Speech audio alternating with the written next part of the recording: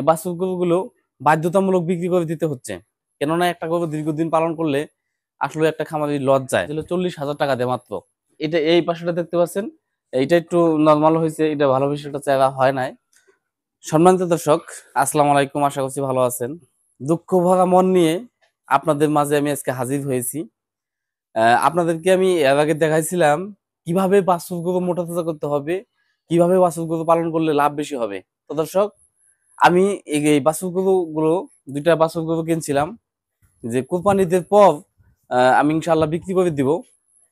কিন্তু দুঃখের বিষয় হচ্ছে এই বাছুর গরুগুলা বিক্রি করতে পারি নাই, কেননা কোরবানিদের পর দাম খুবই কম, গরু খুবই দাম কম গেছে, এই জন্য বিক্রি বিক্রি করতে পারি নাই।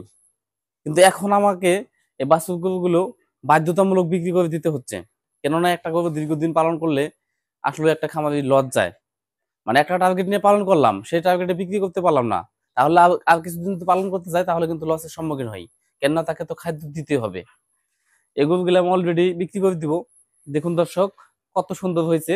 এই গরুটা দেখতে পাচ্ছেন, এটা কিনছিলাম আমি মাত্র 40,000 টাকা দিয়া। এটা কিনা হয়েছিল 40,000 টাকা দিয়ে মাত্র। আর এটা এই পাশেটা দেখতে পাচ্ছেন, এইটা একটু নর্মাল হয়েছে, এটা ভালো বেশি একটা চেহারা হয় নাই। এটাও কিনছিলাম 40, মোট আমি এই দুইটা বাছুর কিনছিলাম 40, 40, 80,000 টাকা দিয়ে। এখন আমি কিছুদিনের মধ্যেই ইনশাআল্লাহ এই গরু দুটাকে বিক্রি করে দিব। বিক্রি করে দিয়ে এখন টার্গেট রয়েছে, এবার আমি কিনবো ইনশাআল্লাহ দাঁতবে বা দাতা গরুগুলা কিনবো। কিনে সেগুলোকে 3 থেকে 4 মাস মেয়াদি মোটা তাজা করে বিক্রি করে দিব। এবার টার্গেট আছে দর্শক, ভালো মানের ক্রস বা ভালো মানের একটি গরু কেনার চিন্তা ভাবনা রয়েছে। এটা 100% সাইল হোক আর ফিজিয়ান হোক, মাংস উৎপাদনের জন্য যে গরুগুলা ভালো হয় সেগুলো কেনার চিন্তা ভাবনা আছে। তো আপনাদেরকে অবশ্যই আপডেট দিব যে আমি কোন ধরনের গরু কিনতেছি। এখন আমি এগুলোকে বিক্রি করে দিব। অলরেডি আমি পাইকার আসছিল, পাইকার দেখাইছি, তারা কিছু টার্গেট দিছে আমাকে, দুইটা করে কিছু টার্গেট দিছে। সেই টার্গেটে আমার মোটামুটি এখন লস হবে না, আবার বেশি একটা লাভও হবে না। তো দর্শক, অনেকেই আমার গরুগুলো দেখতে যাচ্ছেন, এই জন্য আপনাদেরকে আপডেট দিলাম। অনেক দিন থেকে আপনাদের মাঝে আমি আমার এই খামারে ভিডিও দিই না, কেননা যেহেতু আমি নিজেই একটা লসের সম্মুখীনের ভাগে পড়ে গেছি, এজন্য আপনাদেরকে আর নতুন করে আপডেট দিচ্ছি না। তো নিয়মিত আপডেট এর আগে কিন্তু পাইছেন। ইনশাআল্লাহ সামনেও আরো নতুন নতুন আপডেট দিব। আসলে কোন ধরনের গরু পালনে লাভ বেশি। তো এর আগে আমি পালছিলাম শাহিওয়াল, লাভবান হয়েছিলাম। কেননা সেই গরুগুলো শৌখিন, দেখতে ভালো দেখা যায় এবং সবাই বাজারে প্রচুর চাহিদা রয়েছে। তাই এই পর্যায়ে আমি এটার দ্বিতীয় চালান, এই চালানে আমি ছোট বাছুর গরু কিনছি এবং এটার মধ্যে বেশি একটা সফল হতে পারি নাই। কেননা বাছুর গরুর যেহেতু দাম কম ছিল। তো দর্শক, আপনাদেরকে এই পর্যন্তই। বাছুরগুলো দেখেন, দেখতে পাচ্ছেন ওই পাশে সেই গাভীর বাছুরটা হচ্ছে এইটা, 7 বছর হয়েছে ইনশাল্লাহ। এটাও পার্সেন্টেজ ভালো আছে। আর এটা হচ্ছে আমার 40,000 টাকার সেই বাছুরটা, এইটাও দেখেন 40,000 টাকা।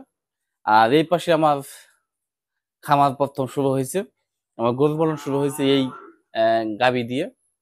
সেই গাভীটা দেখতে পাচ্ছেন আপনারা। তো আমার খামারে ইনশাল্লাহ প্রতি বছরই 2টা ষাঁড় গরু থাকবে, একটা গাভী থাকবে। এভাবে আসলে সাধারণত আমার এই মিনি খামারটা আমি পরিচালনা করব। তো সকলেই আমার জন্য দোয়া করবেন, আমার এই ছোট্ট এই খামারটি আমি যেন সুন্দরভাবে পরিচালনা করতে পারি। তবে আস্তে আস্তে আমি কিন্তু টার্গেট ইনশাল্লাহ ভালো নিচ্ছি। যেমন এই যে এই পর্যন্ত আমার এই খামারটা করা হয়েছে। তো দেখতে পাচ্ছেন এই যে এই পাশে রয়েছে ফাঁকা জায়গা। এই ফাঁকা জায়গায় আমার টার্গেট আছে, এখানে আমি চারি বানাবো। চারি বানাই এই পাশে আমার গাভী পালন করব। আর এই পাশে আমি 3 থেকে 4টা করবো ষাঁড় গরু পালন করব ইনশাআল্লাহ। তো সকলে আমার জন্য দোয়া করবেন, আমার এই মিনি খামারটা যেন সুন্দরভাবে পরিচালনা করতে পারি।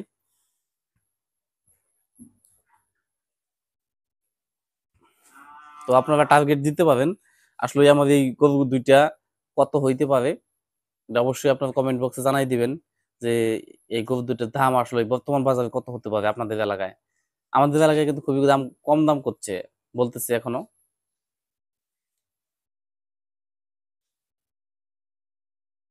দাম কত করছে একটু কইয়া দাও। আমাদের এলাকায় এই দুইটা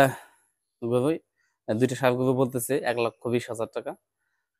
এটার মধ্যে রয়েছে, এর মধ্যে আর দাম দর হয় নাই। এখন আমি চিন্তা ভাবনায় আছি গরুগুলো দিব আর হাটে নিয়ে যাই বিক্রি করে দিব, সেটা এখন চিন্তা ভাবনার মধ্যে রয়েছি।